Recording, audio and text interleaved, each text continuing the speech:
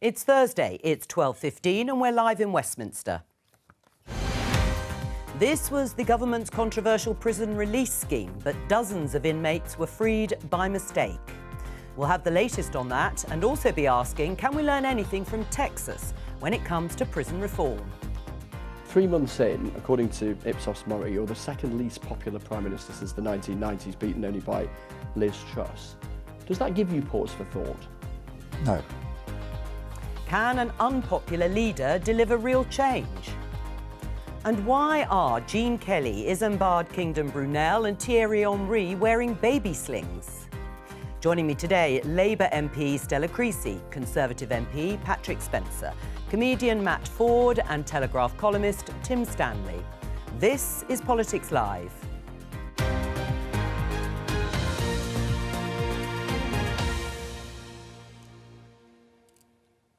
Hello, well, let's start with the story you heard there in the headlines and show you how the BBC News are covering it. Inmates with restraining orders wrongly let out early.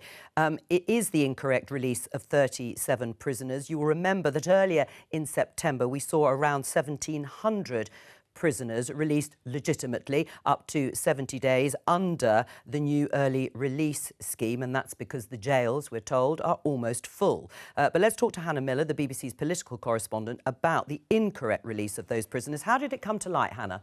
Well, when the government introduced its early release scheme, Jo, there were some prisoners who were not supposed to be eligible, and that included prisoners who had been convicted of breaching a restraining order, and it was listed under the Sentencing Act 2020. Now, in a sense, that might sound like a technicality, but it's important here because what's happened is that the 37 prisoners who have been released had incorrectly been prosecuted under out-of-date legislation from 1997.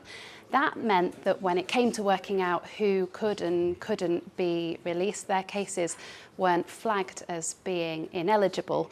And the Ministry of Justice says that 32 of the 37 have now been put back behind bars. They say they're working urgently to put the remaining 5 back in prison. Their convictions remain valid despite this error that has happened. They also said that all the victims affected have been told about it. I think it also raises questions for the CPS about why these cases were brought under the wrong legislation. They say they have taken steps to make sure that that doesn't happen again. Hannah Miller, thank you. What's your reaction, Stella? Well, I mean, this is not acceptable, and absolutely it needs to identify the remaining 5 people. I am actually also pleased to hear the discussion about the use of the protection from harassment legislation, given that somebody who's worked on that looked at how it doesn't get used by the CPS in the right way. So I hope this leads to a broader conversation about that legislation, how we actually protect people who are at risk of harassment, but absolutely is unacceptable.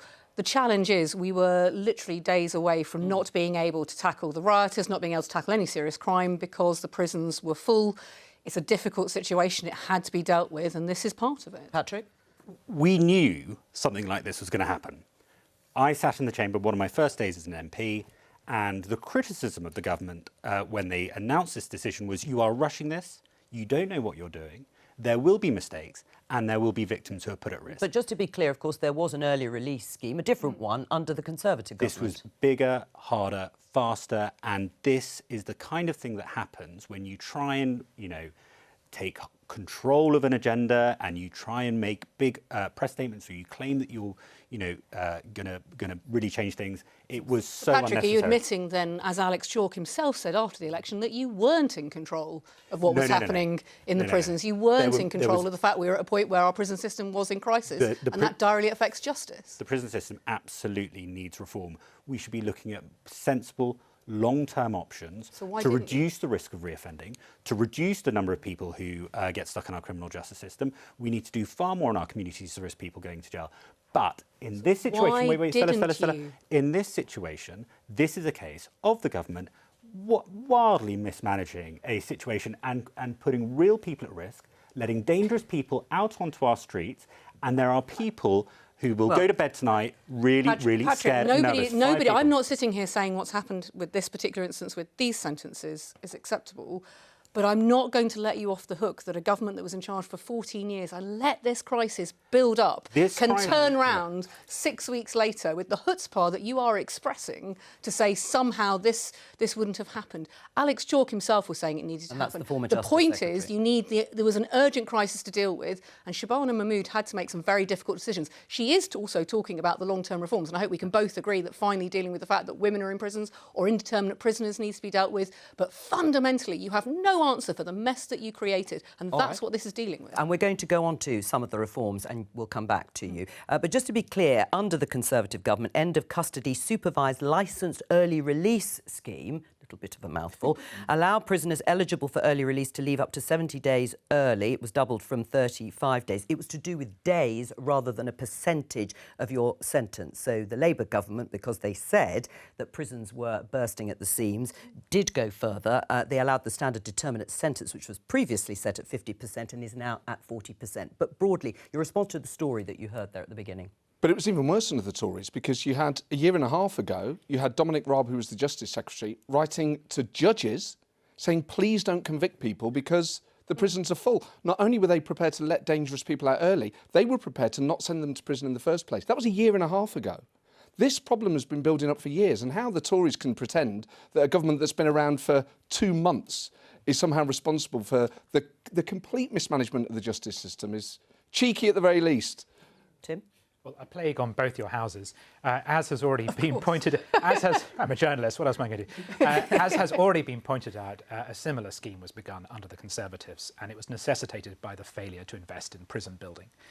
Labour then comes in and just makes it a little more liberal in order to deal with the mounting crisis, and I sympathise that they really had no choice, probably. You can't have Nightingale prisons because they're just not going to be terribly secure. But there's no getting away from it that the defining image of the first few weeks of Keir Starmer's time in office was prisoners being allowed out of prisons. And they may well not have reoffended, but the sight of them popping champagne corks and congratulating each other was really humiliating to punters who know that crimes have been committed. And even before all of this, even before we get into all of this, the fact that people don't necessarily don't serve their entire sentence inside confuses the public. They feel you get sentenced for a certain period, we thought you were supposed to do it inside. Instead, they go out and they're supervised, etc. So there's already a feeling that things are a bit too wet and liberal in this country. And one reason why I don't entirely trust Labour on this is I picked up on something you just said, Stella. You just said something along the lines of women shouldn't be in prison. Well, some women are violent offenders who very clearly should be separated from the community. And when I hear Labour MPs say things like that, I start to think, are you using this crisis as an opportunity to introduce a more liberal penal system? No, I'm using this crisis to look at the Causton review, which actually happened under the previous government, and looked at the vast majority of women who are in prison are victims of domestic abuse. They are in there for non-violent offences, and it is absolutely right for us to ask, is this rehabilitation when you're separating families as well in order to put them into prison? There are violent women offenders, but they are very much a minority. So it is right that we ask about that. It's also right that we ask about indeterminate sentence prisoners, because there's something like 3,000 of those. So actually, yes, there is a crisis moment now, and yes, I think we can all agree it built up and built up. I was a victim of a crime where the judge said, look, I can't send this person to prison, but I want to because I'm being told by the government not to do it. So I feel this firsthand. The longer term challenge about actually, does prison work? How do we rehabilitate? Surely is something we need to get to grips with. The Causton review is long overdue. All right, well, let's pick up on that discussion, because the Times have this headline: prisoners will earn points to cut jail time in Texas-style reform. Now, Shabana Mahmood, the Justice Secretary, is apparently planning to have a look at this scheme in practice. It would allow, theoretically, inmates in England and Wales to reduce their sentences by earning credit points through participation in courses, and it's being considered by ministers. Would you support that, Patrick? I'd support anything that looks at reforming our criminal justice system. There are tons of things that have been done in other countries that have seen the number of people in prison reduced. There are also things that we've come up in this country. We still haven't really carried out some of the ideas that were raised in the Farmer Review. We still don't do enough to support people when they come out of the criminal justice system. We don't do enough to support them get access to jobs, What do you think support that their families. is, Patrick? Is it because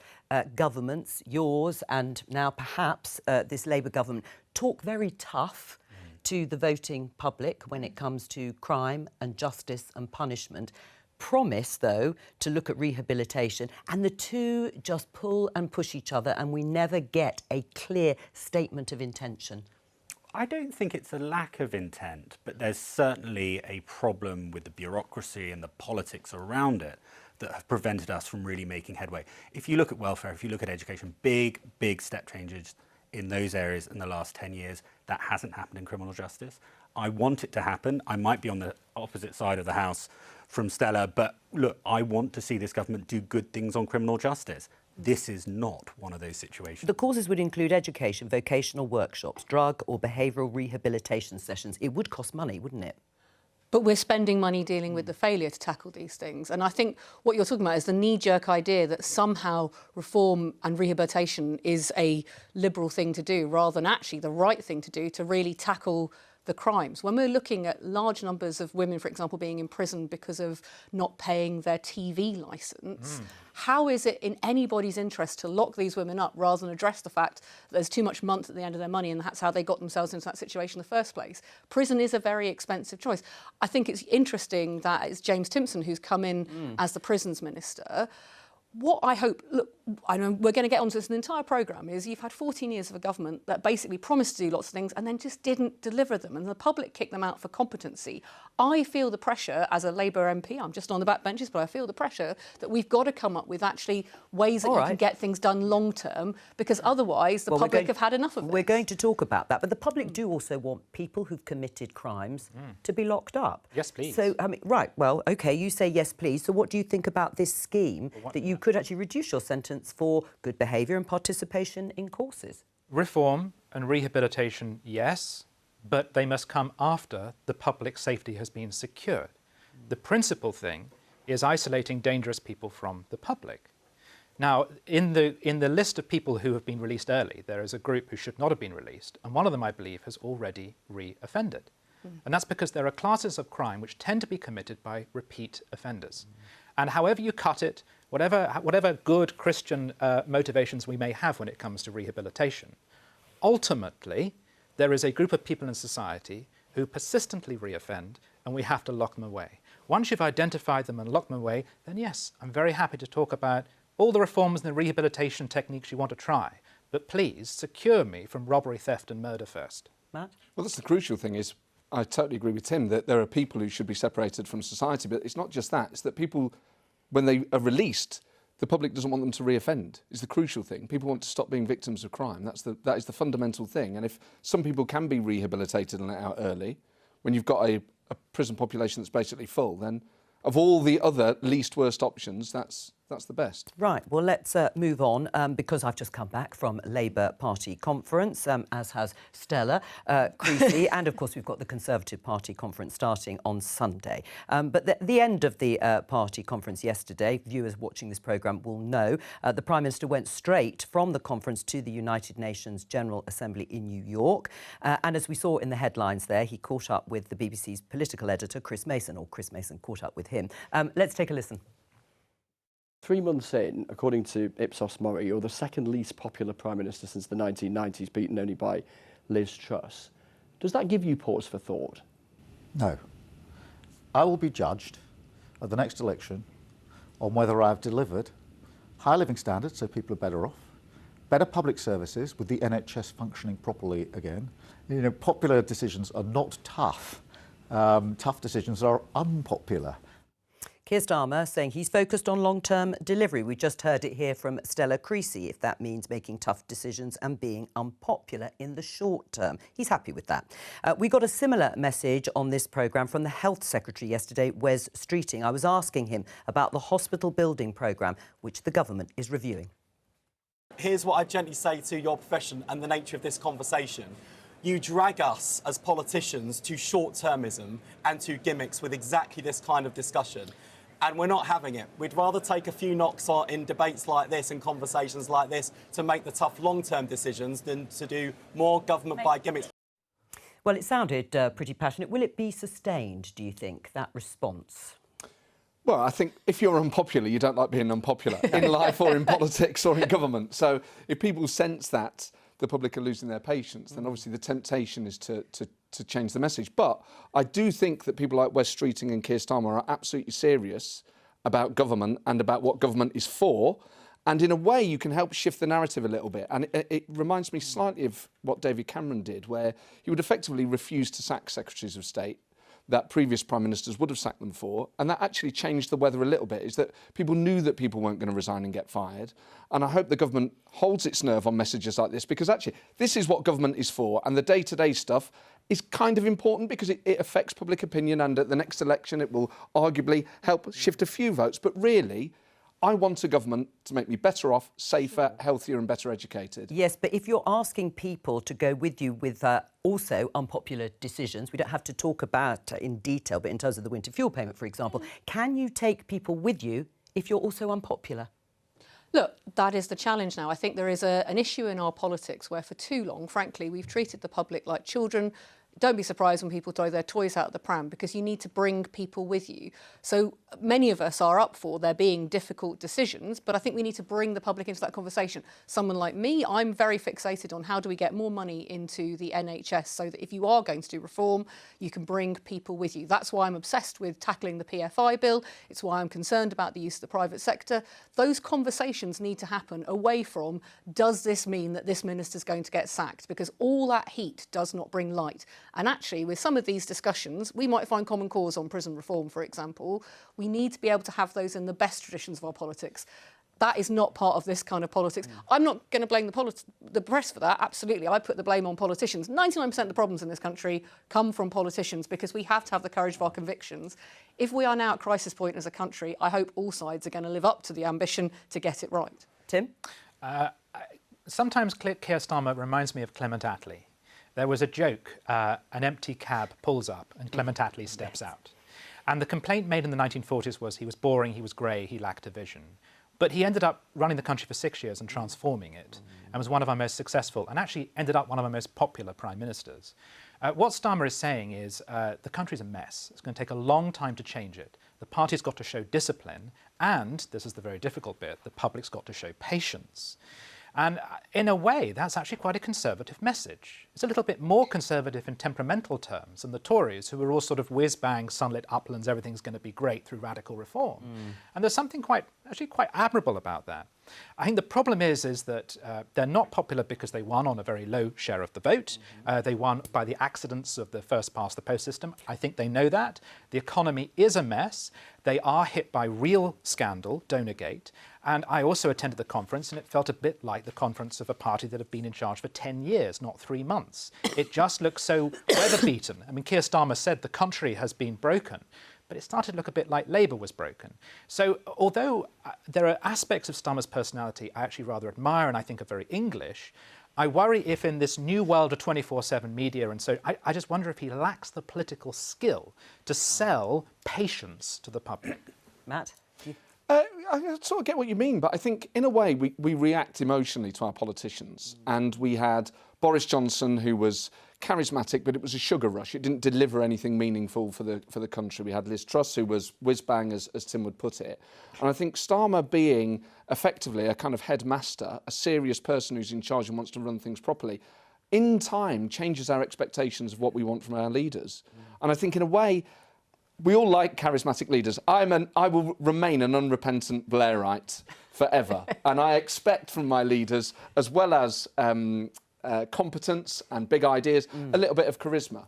And Keir Starmer's not uncharismatic, but I think he's different to previous prime ministers. That sets a new tone of what to expect from leaders, and I find it a refreshing change. Politics has just become immature and silly, and having a serious person in charge is refreshing. He had a huge mandate at the last general election, and people across the political divide rightly said he deserves to be there, he's got a chance to govern.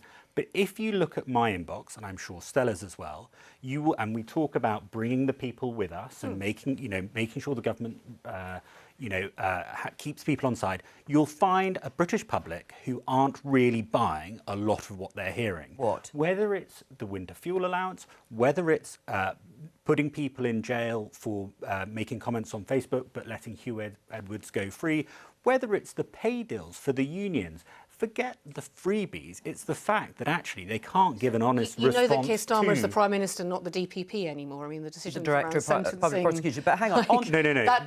No. That's the sort of trick in politics, Patrick, that doesn't get us to. There are some really difficult calls to make about prison reform, about the NHS future, and you're playing to the Twitter sphere or the X sphere or whatever you want to call it, and the conspiracy theorists. No, I'm playing to my and what electorate. governments do. I'm playing to the British people.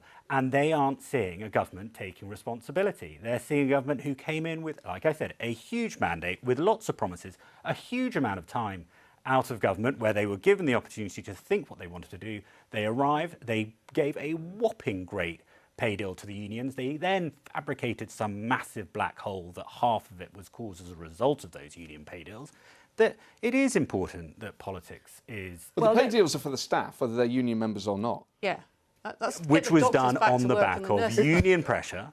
Because they believe they should be paid more. As someone who's married to a public sector worker, I would love to pay our public sector staff more, but if you can't afford it, you can't do it. Oh, right. So you don't think a Conservative government coming in would have done the same? I don't think we would have done the same recommendations. It's usually, traditionally, governments do that, but that's absolutely fair enough. But do you want to respond more broadly to what they've done since they've come in, Labour and Keir Starmer, that perhaps has squandered the popularity they had? Sorry, the election was in July. Lots of things are now in train. I can reel off the great big long list. You'll hear all the Labour politicians doing that about the things that are starting. Long term. But more fundamentally, I think this exposes the challenge here. Look, this is why the Conservatives, frankly, lost the election, because you haven't faced up to the fact that you didn't deliver in government.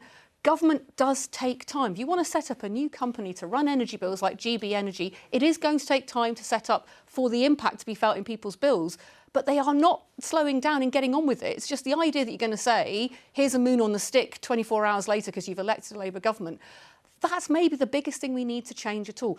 Actually, if we want the NHS to keep us well, not just be there when we're sick, it does need fundamental reform. You're not going to get that from the kind of conspiracy theory politics that you are espousing. There's nothing and I'm just really disappointed. About. You were given the opportunity to let people out of prison. Hugh Edwards you will in a let debate people about out, the future of and we now have 5 people missing on the streets, one of whom has already reoffended. And we've talked about that, but I want to get back to the core issue as to whether or not Keir Starmer can afford to leave it to long-term decisions. Why not?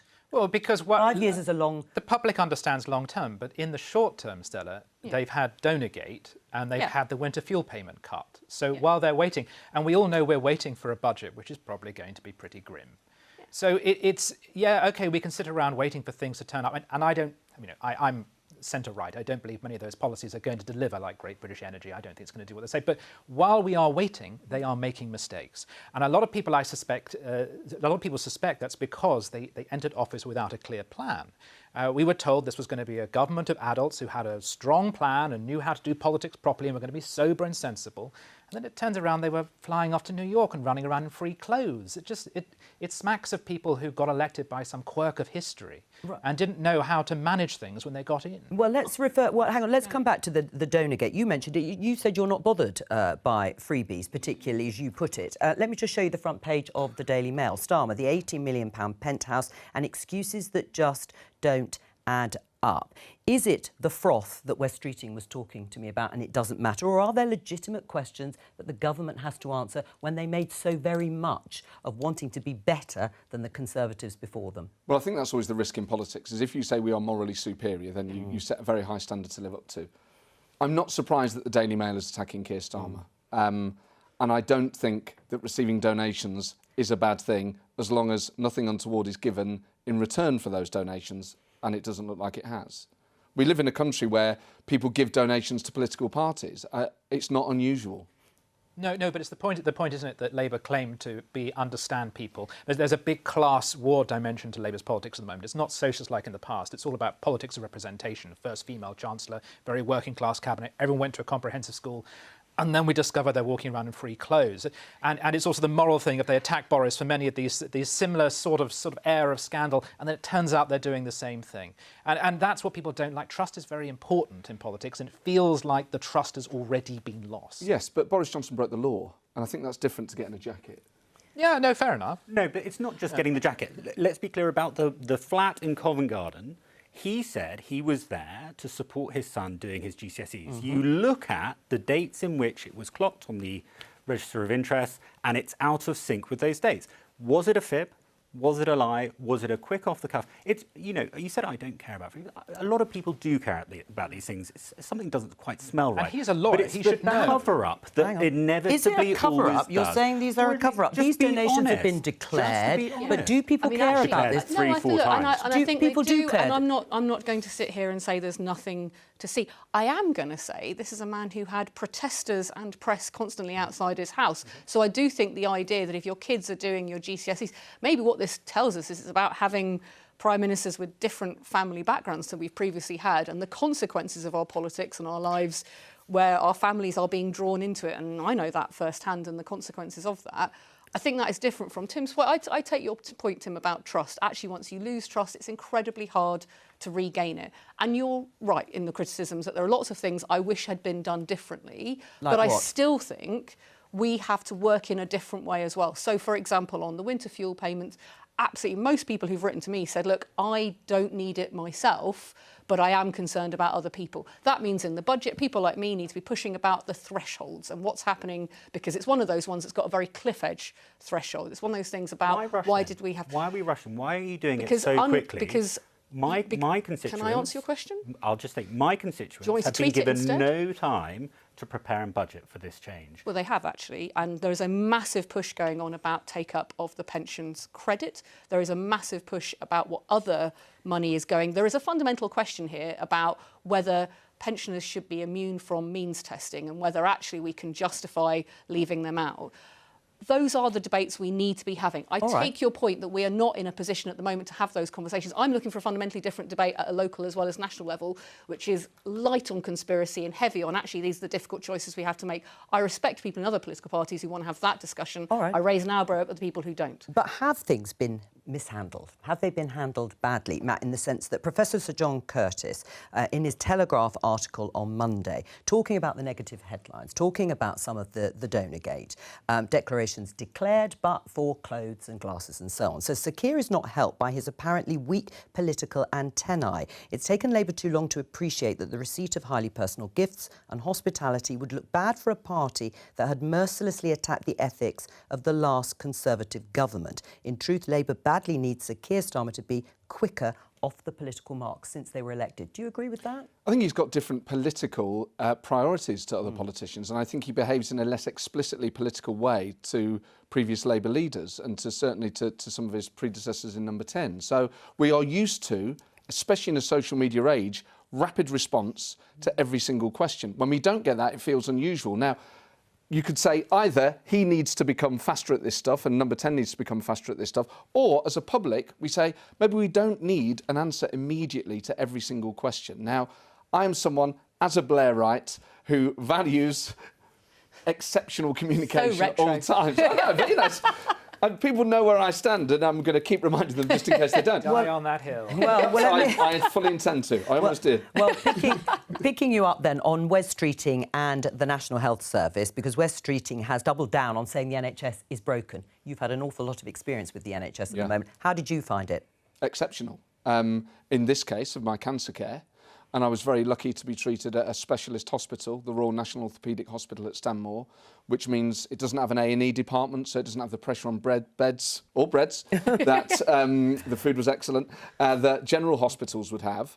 But obviously other experiences elsewhere in the NHS, trying to get a GP's appointment can be very difficult. So I don't, as an NHS patient, find it frustrating when a government correctly tells me the state of public services. I would rather that than a government that pretends everything is fine. Because even though I had broadly exceptional care, you can see, I was in hospital for 10 weeks, you can see the pressures on nurses, on healthcare assistants, on surgeons. You can see the way that the NHS incentivises different type of operations and the pressure that puts on backlogs, on more important operations sometimes being left later. I think it's good to have a Secretary of State that understands these things and has the guts to be honest with the public about them. Right. Is it helpful, though, Tim, do you think, for staff to hear the NHS is broken? No, although, come on, they've got to build the basis for his reform plan. They've got to persuade us that things are so bad that they need to do the things that they are going to do. I could at this point talk about my colonoscopy. What the hell? I won't go into the ins and outs. No. But, No. but what I will say is that the staff are incredible, almost saint-like. And if you really need urgent care, you get it, and it's incredibly high world-class quality. The problems are it's a postcode, the bureaucracy you have to go through, and also that it's being rationed. And if you have older relatives, you know that older people don't get that kind of care speedily. They don't get to the front of the queue, and it's rationed because of the particular system we have. I would philosophically favour a European-style system with a mix of government provision and social insurance. Yeah, well, that's changing the funding model. We're never going to do that. We're never going to do that in this country because we are wedded to the idea of the NHS, in which case the kinds of reforms that Wes Streeting wants to do are probably the most you can do to fix this system, such as moving care away from hospitals and into the community. So if he has to terrify us into buying those reforms, then I think that's a small price worth paying. And by the way, there's a reason why he's so good at this sort of stuff and why he was the one who came out and said, donor gate's a load of rubbish, we got some free clothes. He's Blair to Starmer's Kinnock. That was what was always supposed to happen. Starmer, like Kinnock, would reform the party and make it electable, but lose. But then Wes Streeting as Blair would come in and would be the reforming centrist Prime Minister who everyone would love. And by some horrible quirk of history, we've wound up with Kinnock as our Prime Minister. This is conspiracy. That's my theory. Let me go back. And actually, Tim's made the joke about the colonoscopy and the ins and outs, but your experiences have informed your upcoming tour. Yes, they have indeed. My End of an Era tour, which is on sale now, going across the UK, which starts next week. I've always done political impressions and taken the mick out of politicians of all parties, including ones that I like, because why would I not tease them? But I got cancer last year. I feel very lucky to be here. I had the base of my spine removed and can still walk, which I think is miraculous.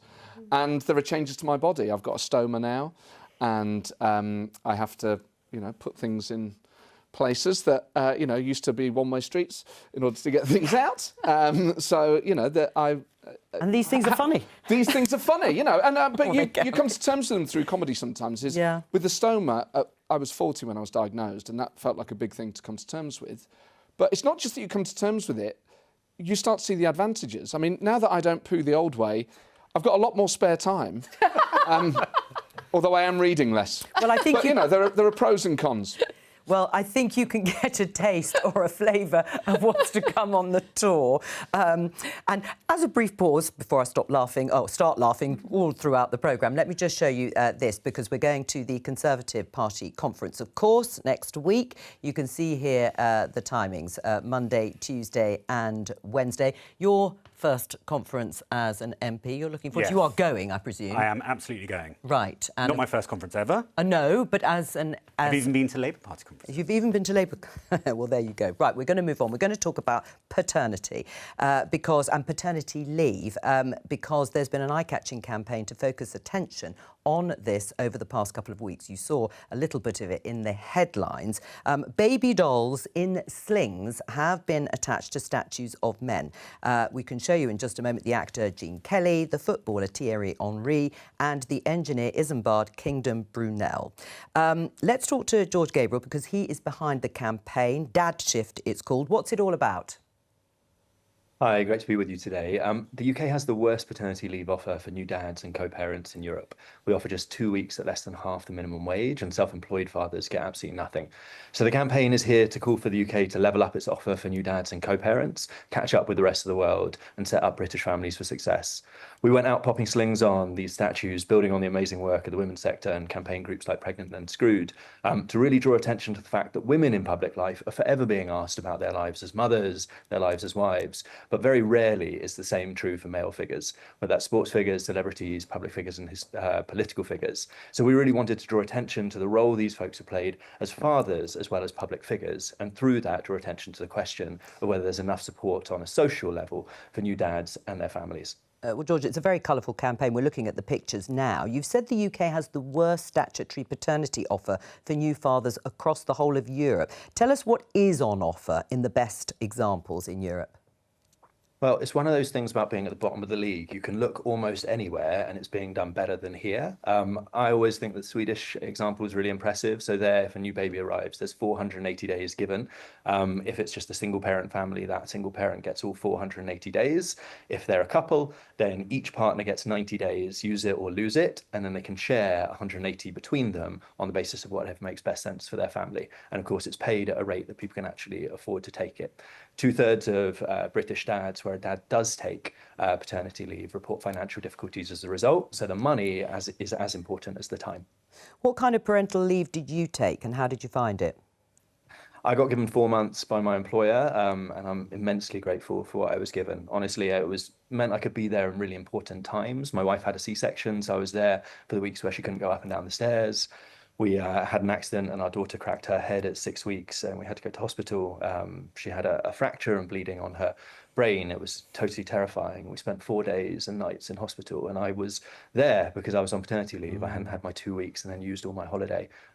So thank God she's all right. But it really meant I was there at the important moments, and just big picture, it meant I could just argue and argue and argue with my wife until we'd figured out a way to co-parent together that worked for us both. And over time, we found our balance, we found our equality, and we found a way to co-parent that feels great. So yeah, I look around at friends and family members, also chat to my dad, who of course got none back when we were born. And it's just past time that we changed this. We released some polling last week that shows that 90% of dads say they want to be a bigger part of their children's lives than their fathers before them. And it's time really that society caught up. George, stay with us for the discussion. Stella, are you up for changes to parental leave? Totally. I actually think we can learn from the apprenticeship levy to find the funding to make this happen. It is insane that we only give fathers 2 weeks. That's just long enough to realise that the meconium is going to stop, and then you're back to work. Your partner, who's still recovering from a major trauma, as in giving birth, is left with a baby and trying to cope on their own. It doesn't work financially, it doesn't work for our economy. Those companies that do offer better paternity leave get better retention. It's also part of getting equality in society because 75% of the gender pay gap is the motherhood penalty. So basically women end up carrying the babies because you spend more time with a child, so you get to know how to look after them. The father gets disassociated from them. And that's why when you're 15, 16 and your kid's saying you were never around, all these things come into play. And either we deal with this, and we deal with this so that everybody can be the best parent and the best employer they want to be, or we continue to make it only something the very wealthy have. Right. Patrick? Look, as a father of a 3-year-old and a 2-year-old who took paternity leave and not very much for it quite recently, I'm always going to be a fan of more support for dads. I think we've got to take parenting more serious in society. You know, we started this conversation, this show, talking about the criminal justice system. The majority of men in the criminal justice system didn't have relationships with their father. A majority of people who grew up in care end up in the criminal justice system. We should be doing absolutely everything in our power to support dads being present, available and there for their children, because children do better as a result. And if that means better quality paternity leave, great. If it means giving or encouraging businesses to take more flexible attitudes to dads in the workforce, my own personal experience, actually, for what it's worth, is you know, being a father doesn't stop after the 3-month period or the 4-month period. It's 1 year, 2 years down the road when you need to leave the office early, where you need to stay at home and take a child to a doctor's appointment. It's really important that we've got that flexibility. So do you regret then the attacks that were made on Keir Starmer for wanting to spend a Friday night with his children? Because I mean, what message did that send? That's an interesting. I really was interested. I mean, how either you're men in leadership positions, positions lead on this and show that it matters. We can, but well, I'll tell you what. I didn't attack Keir Starmer for wanting to spend time with his family. I think all politicians should. But hang on, the very, very passionate defence here of broader parental leave and changing the system. Why are we at the bottom of the pile then when it comes to offering paternity leave? I think the cost that is borne by the taxpayer has to be taken seriously. Paternity leave is just one of the things we can do to support parents in the early years. I would like to see reforms to child benefit. I'd like to see them front-loaded in the early years. I'd like to see more that can be done to support parents stay at home. There's loads of reasons why it hasn't happened so far, and they're perfectly reasonable reasons when you've got the guardians of the taxpayer can't just go and sign cheques constantly. I mean, it would be expensive. We're paying the price of all the women who can't get back into work because they can't get decent childcare. We're paying the price of the fact that childcare is horrifically expensive in this country, and we're paying the price in the dads who don't get a good relationship with their children and then end up being disassociated from them later on in life as a result. So the costs are there, we just haven't bothered to put the numbers together to realise why it makes so much to invest. Businesses will find it burdensome if you're a small business, perhaps if you only have or under 5 employees. Is that one of the reasons that it hasn't been easy to introduce a straightforward system when it comes to shared parental leave or paternity leave? Yes, I'm afraid to imbalance the panel. I support the policy that's being recommended because I'm a social conservative, not an economic conservative, and I believe in anything which supports family formation. But therefore I feel obliged, however, by that part of me, which is an economic conservative, to point out that we have a productivity problem, that these sort of these costs are inevitably passed on to small businesses.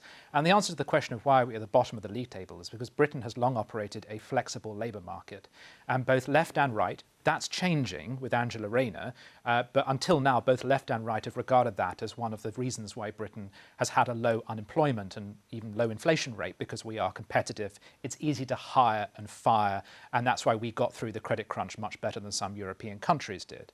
That's going to change with Angela Rayner. This is not just one thing that's going to alter, possibly, that's on the table. There's a whole range of workers' rights which are going to be expanded. I have to say, as I've said, I'm actually rather sympathetic to this element of Labour's agenda, but it is going to have a knock-on effect on business costs and also productivity. Well, before I come to Matt, George, George, do you want to respond to that? Because you said your employer was very generous, relatively speaking.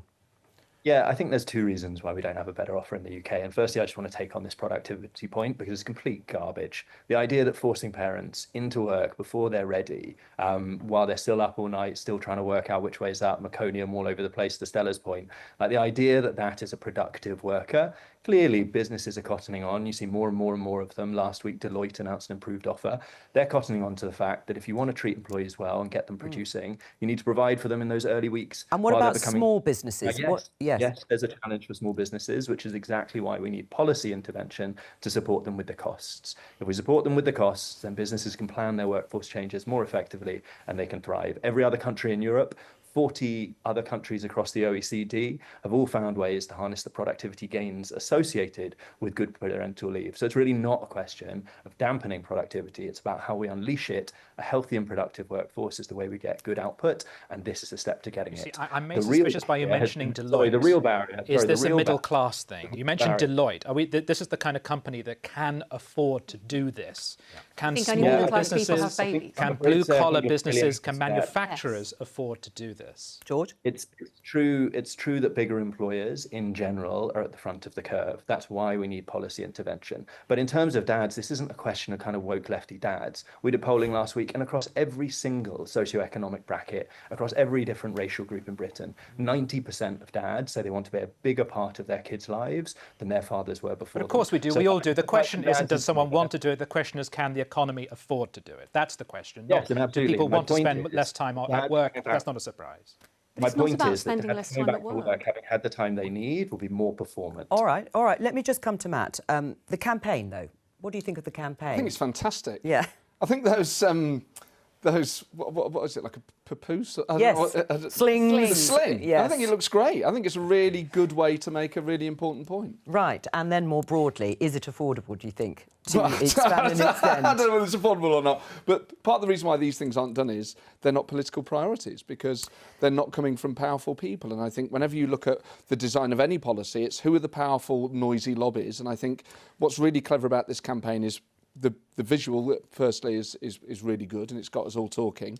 But it's just not been a priority for parties on left and right. Although, interestingly, childcare, free childcare, which was expanded, has been. And we should pay tribute to pregnant and then screwed, who've also been part of working and pushing for parental leave. Because we are already subsidising the workplace because we're subsidising through women's unpaid labour looking after these children. That's where the productivity gains from. But that's also why, if you want to ask about funding for small businesses, that's why I think there are lessons from the apprenticeship levy. We recognise that as a skills and productivity thing.